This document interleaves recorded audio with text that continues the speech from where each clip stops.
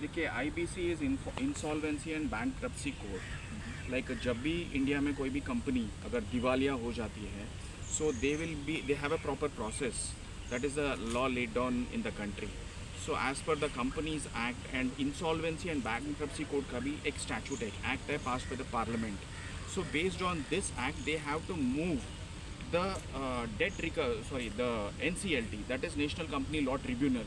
They cannot directly go to the High Court or Supreme Court. There is a proper tribunal for this.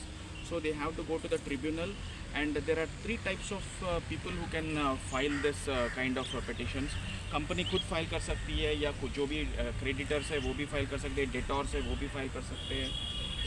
So there are various options.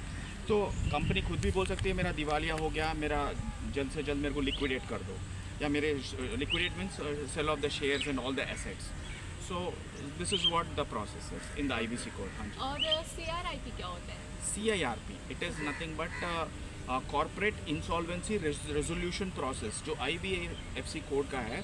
सो इसी type में जो corporate insolvency के लिए process है, इसलिए कौन पहले पिटिशन मूव करेगा NCLT में, कौन क्या है, सच है झूठ है, ये कुछ घोटाला करे, स्कैम करे, रियली है लाइक ये दिवालिया हो गया कि किस वजह से हुआ, ये सब इन्वेस्टिगेट करने के बाद, इंक्वायरी करने के बाद NCLT में ऑर्डर पास होता है कि किसके फेवर में होगा। अगर कोई होम लोन या कोई कंस्ट्रक्शन कंपनी जहाँ पे हम घर खरीदते हैं, जो बिल्डर्स कंपनी है, उनके पास से अगर अपन घर वर खरीदते हैं तो फ्लैट खरीदने वाले भी इन्वेस्टर्स रहते, और जो बैंक वाले भी इन्वेस्टमेंट करते, एंड कंपनी का भी थोड़ा बहुत उनका इन्वेस्टमेंट रहता। So it all depends like who is getting how much. So this all things will be decided only by the NCLT, and NCLT में अगर फेवरेबल ऑर्डर नहीं आया, then they can go to the NCLAT, that is in Delhi. And NCLAT का मतलब appellate tribunal है companies law के लिए। So this is what, and वहाँ पे भी वो सेटिस्फाइड नहीं है, then they can always come to the supreme court and get under the SLP category में आके 136 में फाइल कर सकते हैं। So that's all. Okay, thank you.